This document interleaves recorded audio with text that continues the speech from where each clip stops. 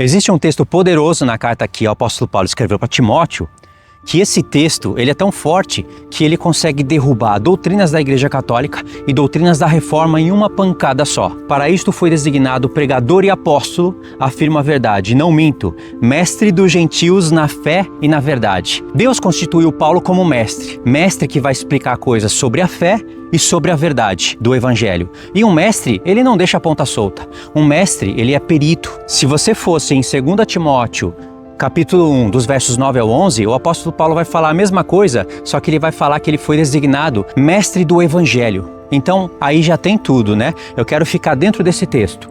Olha o contexto desse verso. Isto é bom e aceitável diante de Deus, nosso Salvador, o qual deseja que todos os homens sejam salvos e cheguem ao pleno conhecimento da verdade. Paulo poderia falar o qual deseja que todos os eleitos sejam salvos. Paulo tem a palavra eleito no grego e tem a palavra todos.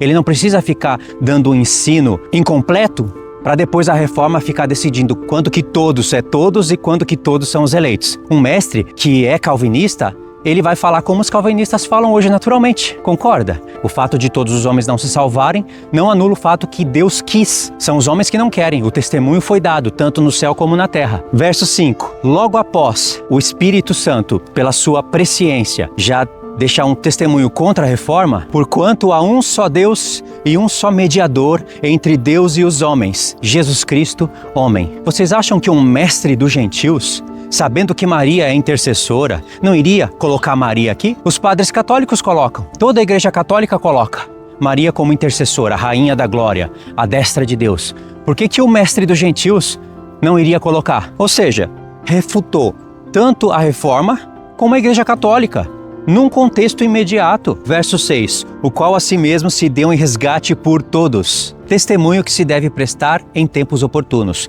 Esse testemunho é de quem?